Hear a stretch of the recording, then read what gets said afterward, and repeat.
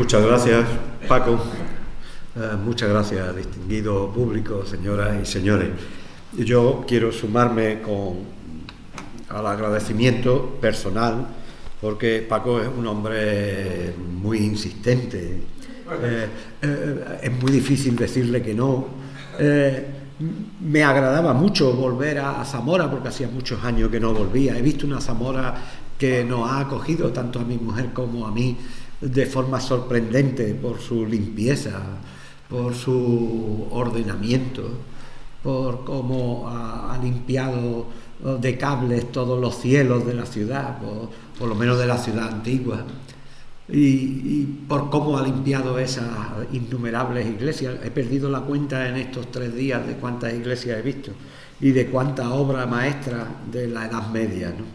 Soy la capital, sin duda alguna, del románico de España, ¿no? Porque conozco muchos sitios, pero en ningún sitio se concentra como aquí esa época para mí tan fascinante como el románico, que es la que más se parece conceptualmente a nivel iconográfico a la prehistoria, ¿no? Porque quiere ser un sitio oscuro, quiere seguir siendo un sitio que tuvo que ver con la oscuridad y con el descubrimiento a través de la luz de la verdad de cada época. No quiero entretenerme porque quiero hacerlo todo en 50 minutos y tengo muchas cosas que contar. Decir que agradezco muchísimo la iniciativa, tanto de Paco, que yo sé que es el motor de todo este ciclo de las jornadas y del ciclo del 4.º año ya de este ciclo de la prehistoria de Zamora. Me han dicho mucho, Zamora, ¿qué tiene que ver con la prehistoria? Hombre, yo le veo un concepto importantísimo: el Duero. El Duero es un río prehistórico. El Duero es una articulación de nuestra península, es decir, sin el Duero la península ibérica no estaría dividida en esos 2 grandes mundos climáticos que es la España húmeda y la España seca. Es en el Duero y no en otros sitios donde se define de verdad esos 2 ecosistemas, ¿no? Entonces el Duero es muy importante para la prehistoria y solo tengo que recordar los yacimientos que hay en los sitios de Portugal y en los sitios de Siega Verde, en los sitios que son y los que seguirán apareciendo al aire libre. Y quiero también decir que el agradecimiento hay que hacerlo extensivo al ayuntamiento, que lo hace posible. Muchas veces, y quizá yo no pueda decir que esta ciudad es una ciudad prehistórica como yo pueda entenderlo después de haber visto muchas ciudades que tienen mucha vinculación con la prehistoria, pero también he visto muchas ciudades indecisas con su pasado prehistórico, con su patrimonio. A veces no solamente hay que serlo, también hay que parecerlo. Y en este caso, Zamora se parece más a una ciudad prehistórica que muchas de las que lo son. Y eso os otorga un valor incuestionable, sobre todo a los que se deciden hacerlo, como en este caso el ayuntamiento, a apoyar a Paco, y después todo lo que conlleva, en este caso, por la productora turcana y todo lo que está alrededor. Pero es que sin el público esto no sería posible, ¿no?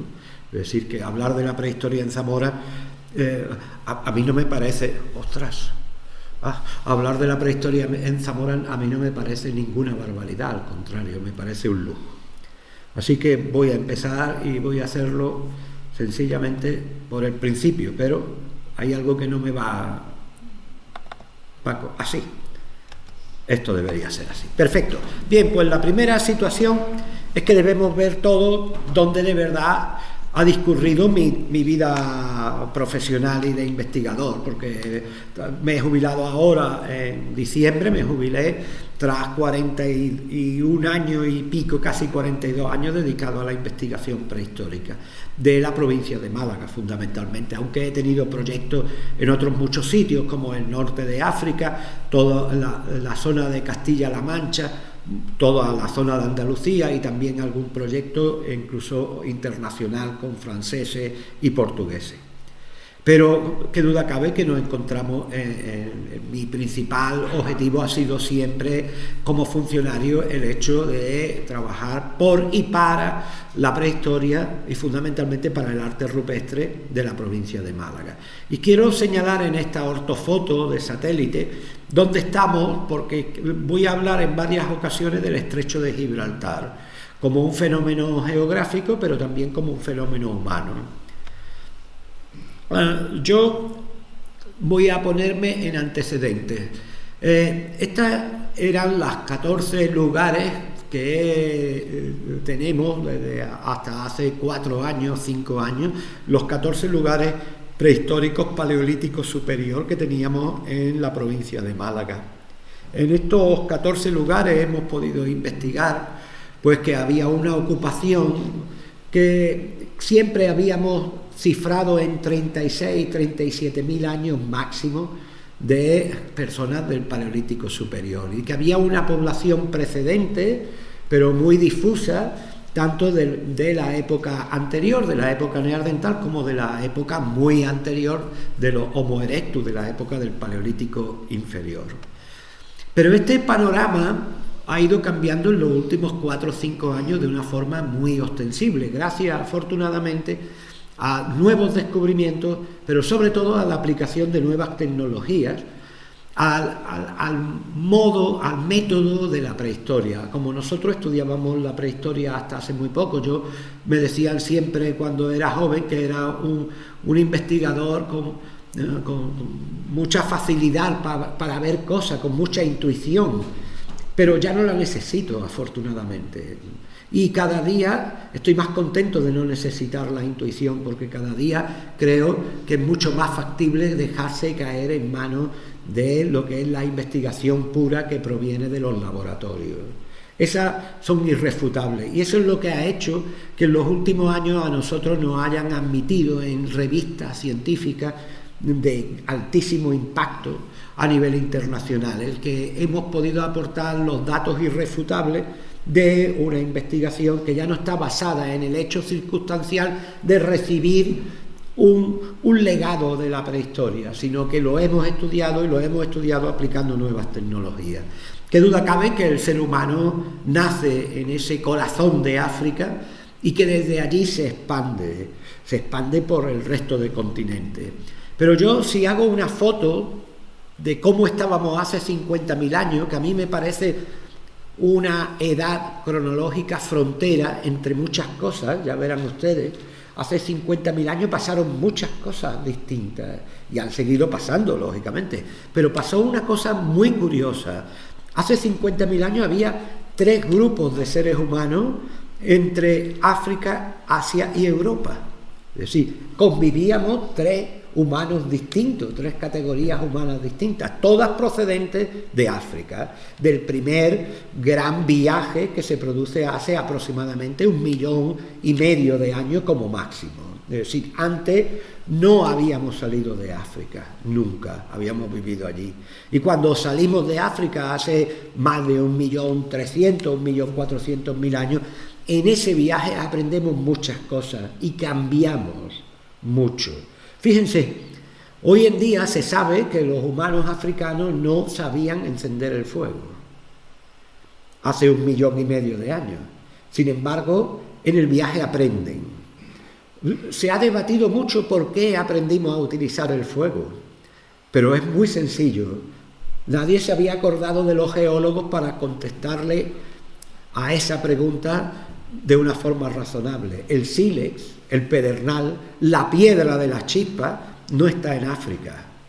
Empieza a estar en el norte de África y en todo el Mediterráneo, igual que en el Cáucaso y en todo el Himalaya, porque el sílex, el pedernal, es una cristalización del movimiento alpino y por tanto está reflejado solo en la emersión de los depósitos marinos que se producen en el Jurásico fundamentalmente, es decir, aparecen del fondo del mar, aparecen sedimentos, esos sedimentos son calcáreos y uno de los cristales que trae es el pedernal, que cuando lo golpeamos para hacer los mismos herramientas que estábamos ya fabricando en África, pero con otras piedras, saltaban chispas. Y entonces el gran secreto de esa piedra, el gran secreto de esa roca, pues nos sirvió para cambiar.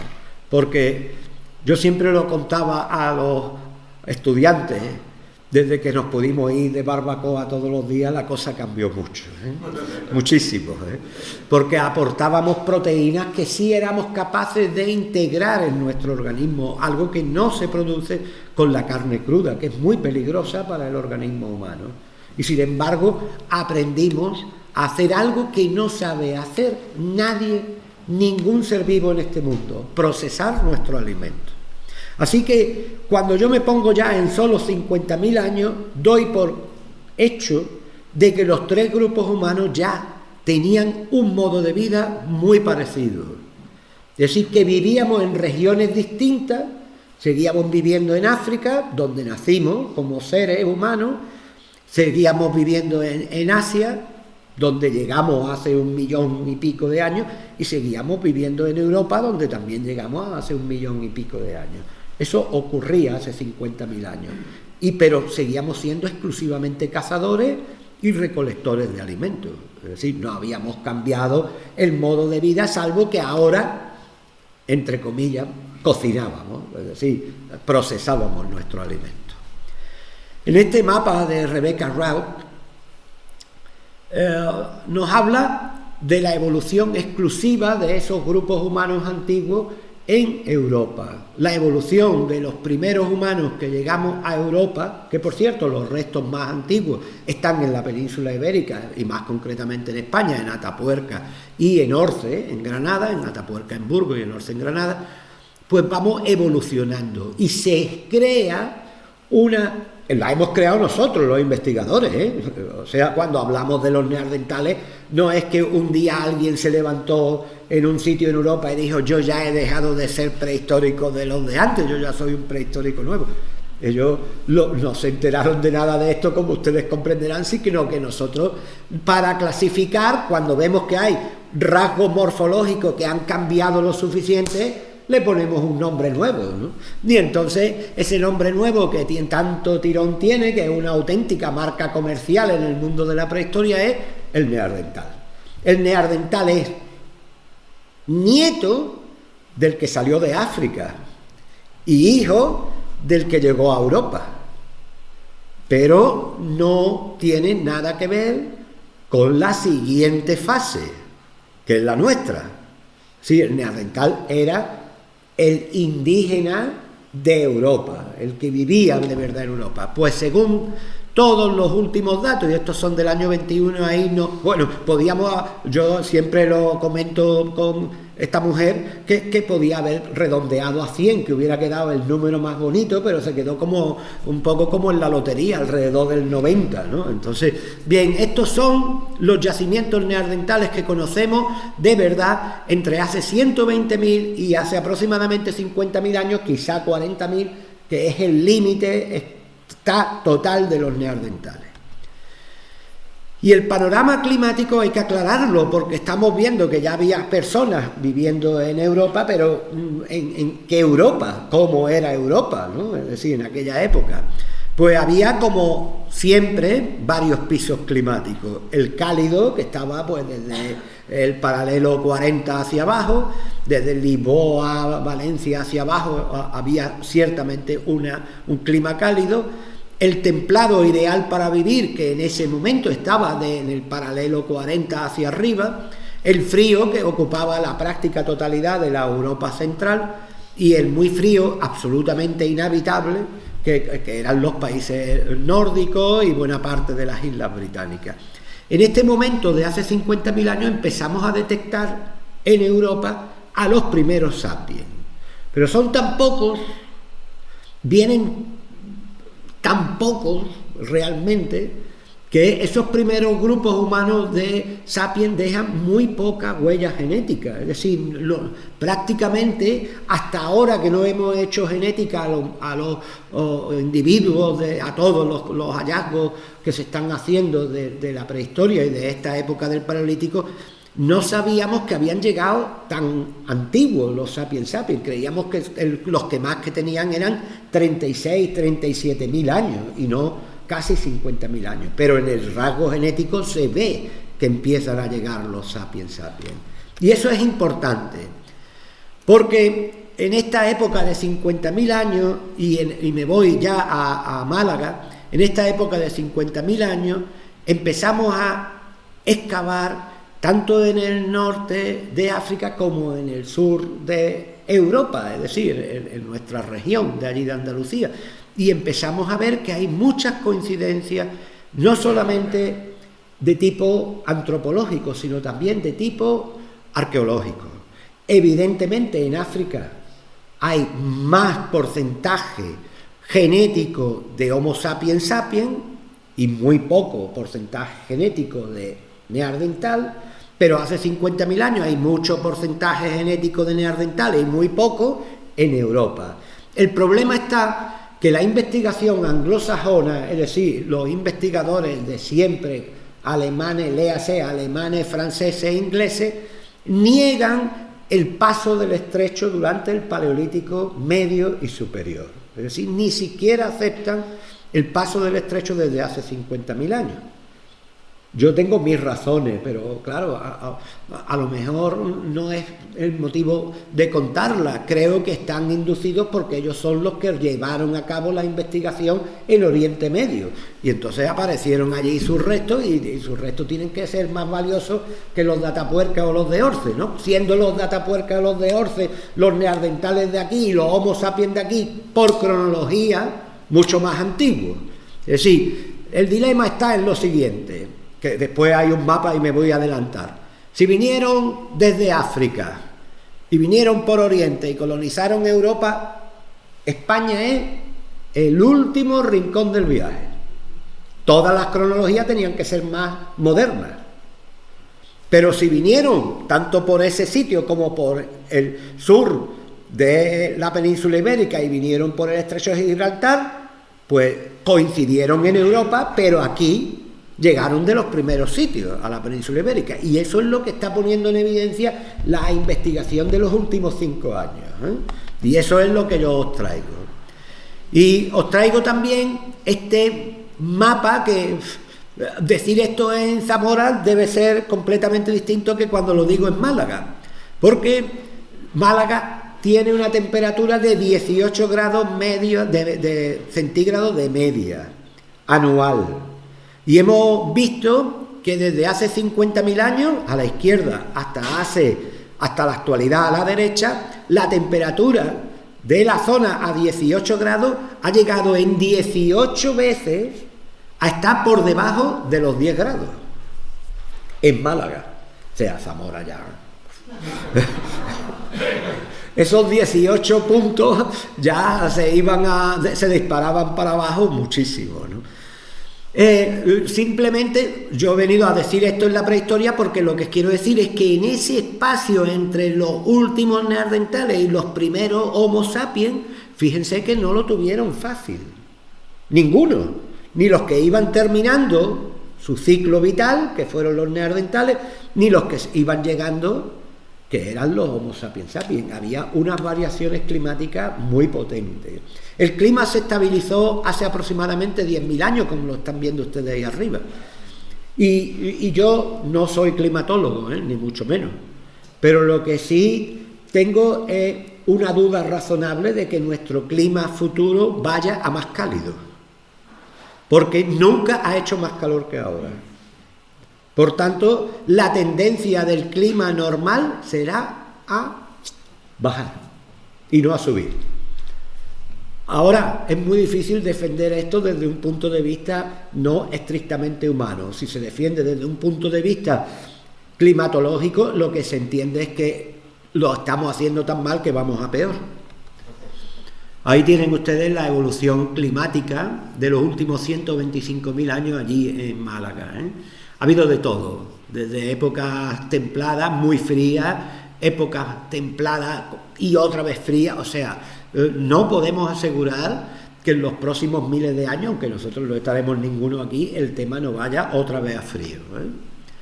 La investigación actual, pensando en los grupos humanos, se apoya en 4 grandes patas.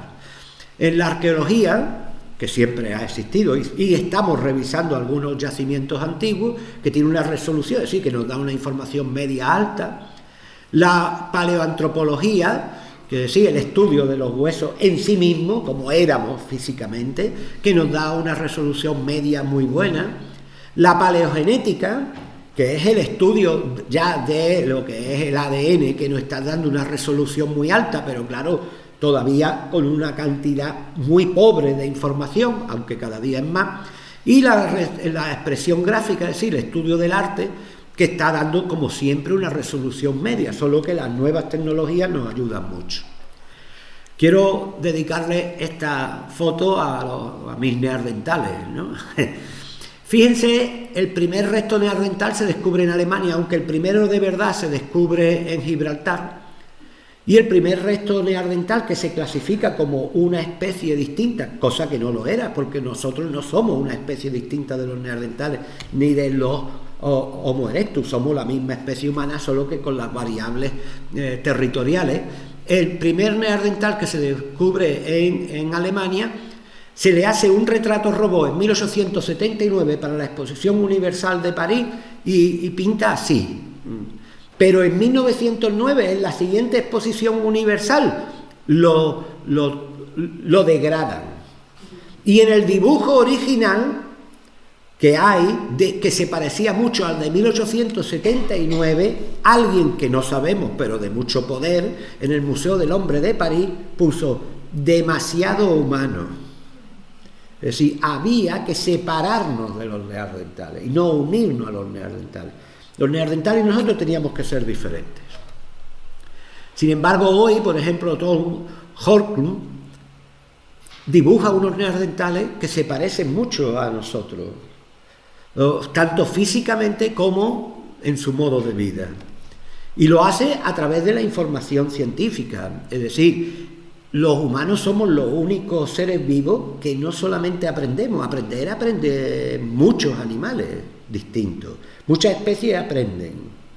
Por ejemplo, un perro policía sabe mucho, pero es incapaz de enseñarle a su cachorro a ser de nuevo perro policía. Entonces, lo que nos diferencia como humanos no es el aprender, es el enseñar. Eso es lo que no sabe nadie, y nosotros sí. Nosotros sabemos enseñar a nuestros cachorros a que sean no simplemente humanos, sino los humanos que nosotros y ellos necesitan para sobrevivir en la vida que nos depara este nuevo mundo que nos hemos inventado nosotros, porque nosotros ni somos los más fuertes, ni somos los más rápidos, ni somos los más fieras, los más destructivos. No, simplemente creo que somos los más inteligentes. Y entonces con esa inteligencia le hemos sometido a todos los demás a nuestro dictado, ¿no? Así que esta foto que tuve la suerte de hacer con el National Geographic allí en Ardales, en un programa, pues me acerca mucho más al mundo de los neandertales. Un mundo donde la caza seguía siendo la principal tarea, pero también el conocimiento del medio, del mundo, el conocimiento, el concepto de la muerte, ya como un concepto importantísimo. Y la exploración de las cuevas. Por primera vez se entra de verdad en las cuevas a explorarla, el interior. No solamente a acurrucarnos por la noche un día malo, sino a explorar la cueva, a conocer el interior de las cuevas, lo que significaba una logística de iluminación espectacular. Los neandertales se parecían mucho a este amigo de Málaga, que es un actor, que sale mucho en la tele, se llama Fernando. Pues aquí no lo vais a conocer porque estaba preparado, pero se parecía mucho a esta persona. Y también pintaba. Eso es lo que decía Paco, que habíamos aportado en los últimos años, es verdad. Y los neandertales están en Málaga porque tenemos varios yacimientos importantes, incluso restos antropológicos muy, muy notables. Este es el cráneo de Gibraltar. Y solamente como apunte, las cronologías que nosotros teníamos para los neandertales hasta ahora los situaban en torno a los 30.000 años o incluso algo menos. Sin embargo, realmente ahora que hemos revisado todos esos huesos de neandertales y todos los yacimientos neandertales en Málaga, todos se van entre 58 y 51.000 años y bajan hasta 43, 42 cuando ya hay poquísimos. El por qué hay poquísimos neandertales en Europa en los últimos 10.000 años de su vida, es decir, de 50.000 a 40.000, todavía no está del todo resuelto, pero parece que tiene que ver con la endogamia. Es decir, se apuntaron a la tarifa plana. No hay, lo voy a decir con la boca chica, no hay nada más fácil que estudiar un yacimiento neandertal por sus piezas. Las piezas son idénticas en todas partes de Europa.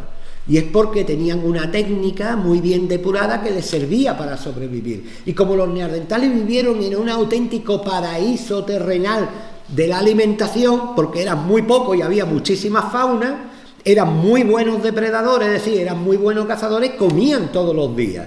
Pero tenían un problema: no viajaban. Vivían muy territorialmente y eso terminó matándolos. Genéticamente, no matándolos a uno a otro, sino terminó destruyéndolo, pues como le pasa a cualquier grupo humano que no tiene una exogamia completa, es decir, que no busca pareja lejos de su ámbito.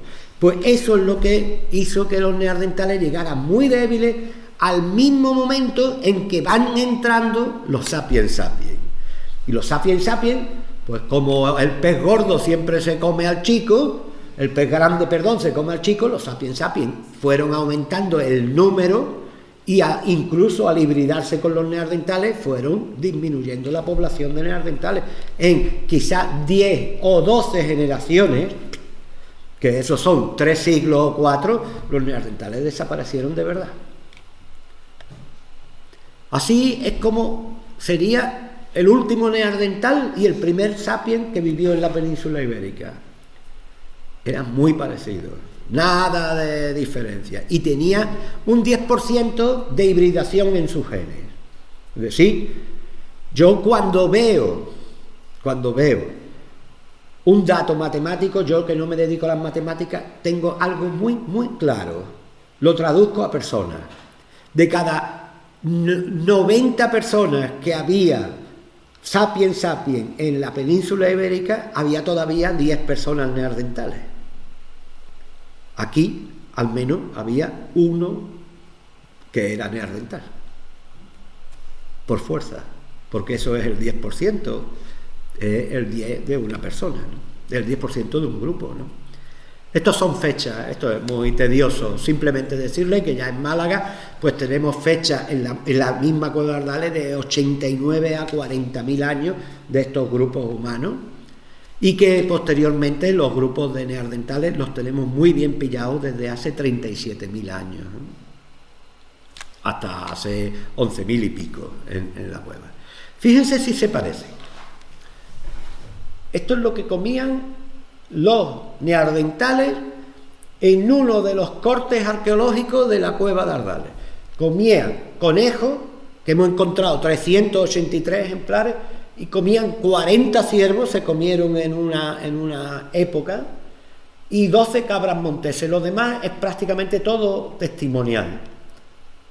Fíjense lo que comían los sapiens sapiens: conejos, ciervos y cabras monteses. Lo demás vuelve a ser testimonial. Si somos tan distintos, ¿por qué comemos lo mismo? No hemos introducido variables, que nos gustan los otros animales. No. Es que tenemos las mismas costumbres, un comportamiento etológico como cualquier animal, ¿no? Nos acostumbramos a comer en nuestros sitios. Y estos, según los franceses, son los primeros europeos sapiens sapiens que viven en esa región de lo que es el paso de detrás de los Pirineos. Fíjense en un detalle: las primeras pinturas más antiguas del continente se encuentran aquí, efectivamente en su zona, en Cantabria, en algunos puntos sueltos, y en la provincia de Málaga. Esas son las cuevas más antiguas que hay de arte rupestre con arte rupestre contrastada. Mientras que ya hace 25.000 años esto se parece ya a otro mundo, es decir, ya empieza a haber mucha población de sapiens sapiens en toda la península. Vuelvo a la pregunta que ya desvelé. Si todo se hizo desde aquí, porque desde aquí se cumplió, los mapas todos están hechos mal desde el punto de vista antropológico, porque América tenía que estar representada aquí, porque América se pobló desde Alaska y desde el estrecho de Bering. Pero aquí hay sitios donde hay hasta 200 kilómetros entre costa y costa para llegar a lo que hoy es Australia y Nueva Zelanda. Y sin embargo, los ingleses, fundamentalmente los ingleses, que fueron los que vivían en este territorio y estudiaron sus restos, confirman que ahí sí llegaron en la época de los neandertales. Pero a nosotros no, ¿eh? O sea que eso hay que comprenderlo. Les voy a enseñar algunas imágenes de la cueva de Ardales, algunos objetos de los neandertales, como estas raederas tan magníficas. Esto lo he visto hoy en el Museo de Zamora, o sea, en el Museo Provincial. Tienen ustedes herramientas de los mismos tipos, así que aquí estuvieron, ¿eh?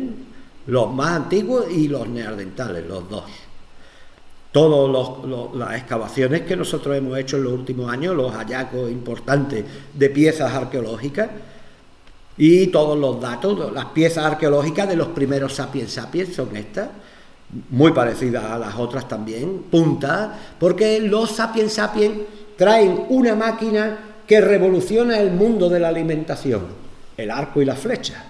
Son 6 elementos, una vara larga, flexible, aunque esté seca, una tripa de un animal perfectamente limpia y trenzada a modo de tensor, una punta de sílex como esta o como esta, un pegamento que es la resina de cualquier conífera que sirve para pegar la varilla, y el timón, que todo el mundo cree que no hace falta para nada más que para adorno de la flecha, pero es el fundamento de la parábola que sigue la flecha para tener puntería.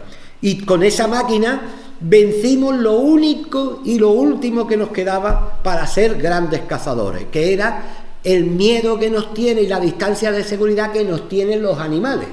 Todos los animales en el campo nos guardan una distancia de seguridad, incluso entre ellos. Cuando nosotros teníamos que acabar con un animal para comer, teníamos que echarnos encima del animal o hacerle una trampa. Hasta ahora, desde que llegamos los sapiens sapiens, pues el animal se nos queda mirando como diciendo, uy, ese vendrá por mí o no vendrá, y mientras tanto yo me saco la flecha, pum, y esta noche comemos, que eso es importante. Pero también los que vivíamos en la playa, que en Málaga tenemos una playa espectacular, que además está jalonada con muchas cuevas, pues también comíamos marisco y pescábamos pescados muy grandes con esos arpones, ¿eh? Ahí tienen ustedes que muchos de estos mariscos lo utilizaban después como adornos. Es increíble la cantidad de adornos marinos que utilizan los prehistóricos paleolíticos, ¿eh? Ahí lo tienen ustedes, cuentas de collar de todo tipo. Y conchas, muchísimas. Ahí tienen ustedes ejemplares de las cuevas del Cantal. Y el diente de un ciervo convertido en un colgante. No hay nada inventado.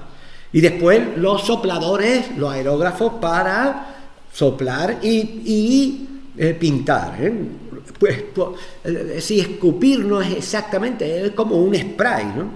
Las lámparas, una cantidad enorme de lámparas que descubrimos en todas partes en las cuevas, puntos de luz tanto fijos como móviles para moverse por el interior, la cantidad enorme de carbones, prisioneros del tiempo, que hoy en día con la punta de un lápiz, es decir, ustedes cogen un lápiz, le cortan la punta y con ese fragmento de carbón nosotros ya hoy tenemos una fecha exacta de cuándo es el carbón. En el Paleolítico podemos fallar en 200 años, que eso es nada. Es decir, que podemos decir que este carbón tiene 27.300 más menos 150, eso es perfecto ya. Y la cosa seguirá afinando. Y tenemos la última época también de los cazadores, la época de Altamira. Esto es la fecha en que se hacen los bisontes, 15.120, entre 15.000 y 14.000 años tienen los bisontes de Altamira. Y por ejemplo hemos hecho ADN a los dientes humanos. El diente es un cofre total, donde la caja que guardamos los humanos con toda la información nuestra está en los dientes. Y un diente que no esté cariado tiene toda la información del ADN que nos llega a decir, en este caso, que los humanos que vivieron en el sur de la península ibérica no se fueron nunca de allí. Sí, jamás se fueron de allí, incluso en la época fría. No hay un abandono completo, porque su genética lo demuestra, no en la cronología, sino incluso la genética. Y como Paco ha dicho que nosotros descubrimos un método y lo aplicamos para determinar las fechas más antiguas de las pinturas, pues lo descubrimos gracias a cómo crecen las estalactitas en las cuevas. Fíjense bien que van formándose porque todo el mundo piensa que una estalactita crece más cuanto más gotea, ¿verdad?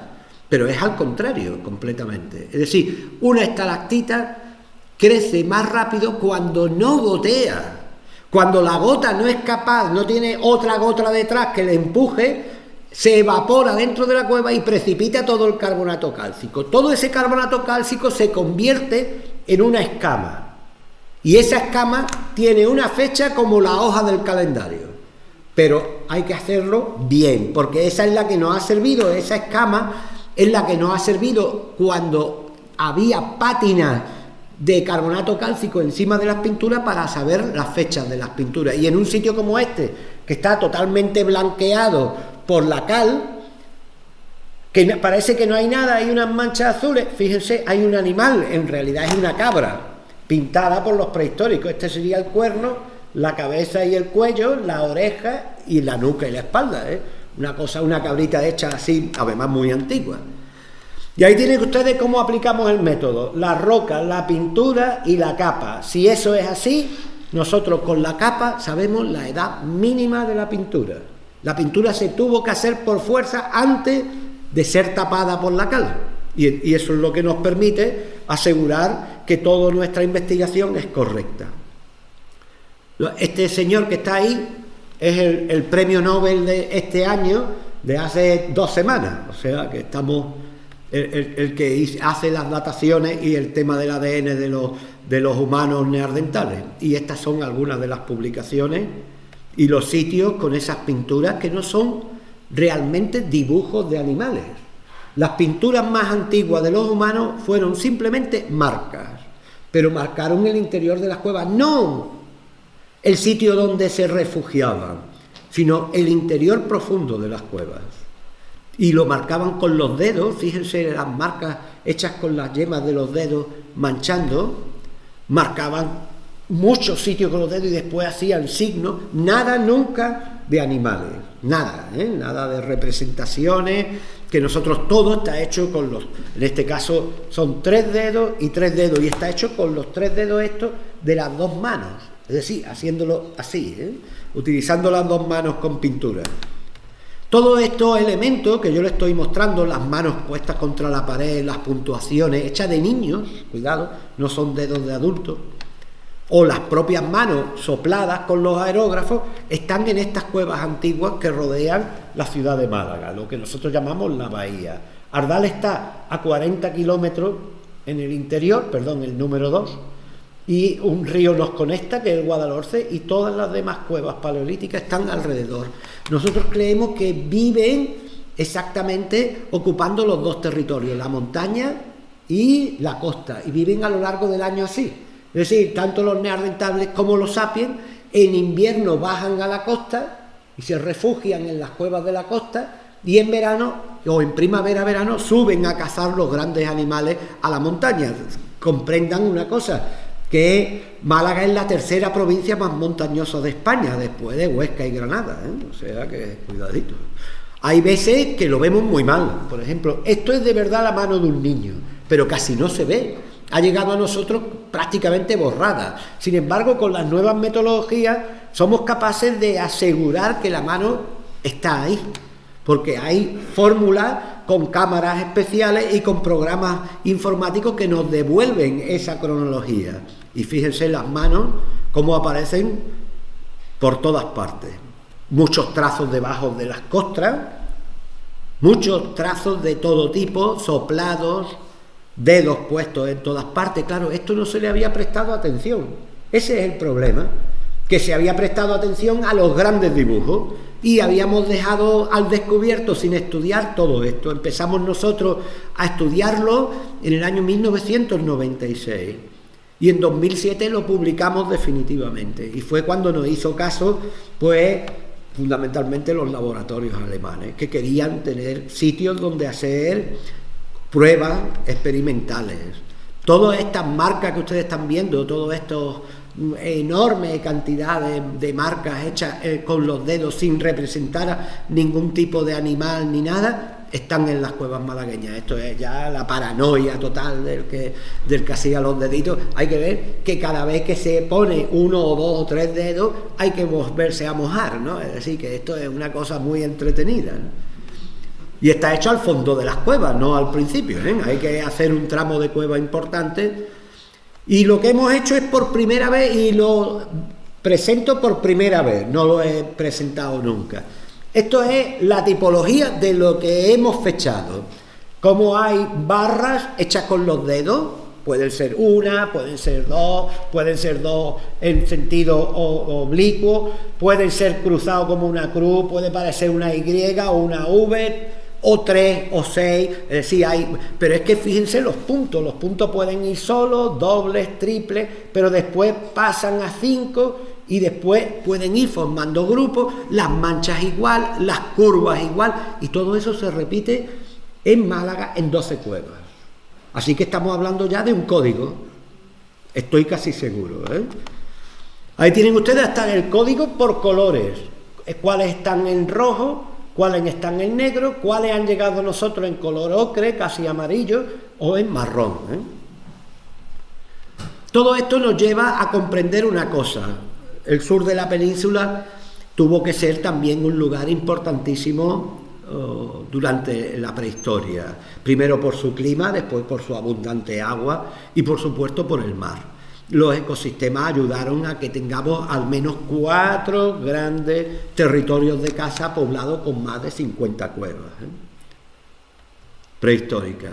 Y volvemos a la misma de antes para que volvamos a ver un poco el panorama de las cuevas con arte, porque ya para terminar lo que quiero ponerle es algunos de los dibujos que sí están en todas las cuevas de Europa y en todas las cuevas de la Cantabria. Por cierto, que en el nuevo proyecto de investigación internacional First Art, el primer arte, ya se ha incluido Cantabria y Asturias, y están saliendo las mismas marcas que en el sur y en Maltravieso. Estos son caballos, cabezas de ciervos, cabras monteses, no sé si la ven ustedes aquí, se ve ahí la cabeza, bueno, la cuerna, perdón, la cabeza, el ojo, el cuerpo con las patas y demás. Son antiguos, ¿eh? Estos tienen todos más de 25.000 cabezas de animales entre líneas, serpientes, fíjense, hay varias además. Un pez enorme que está aquí, hay muchos peces en Málaga, un ciervo, una cierva, ahí se ve perfectamente grabada, ¿no? Supongo que la ven ustedes, no sé si los del fondo la ven, con las 2 orejas tiesas, la boca, el ojo y el cuello. Otra cierva grande, en este caso probablemente preñada, ¿eh? Una cierva espléndida. Mide casi 1,40 ese animal, ¿eh? De longitud.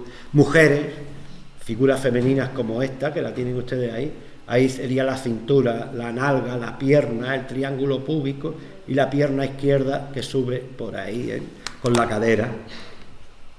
Hay toda una sistematización de los ciclos, es decir, qué se hizo antes y qué se hizo después, que eso nos ha costado muchos años. Animales curiosos, como este ciervo que se adapta a las grietas y rellenó las grietas de color, de pintura. Peces, como este también, o cosas hechas con los dedos, nada más.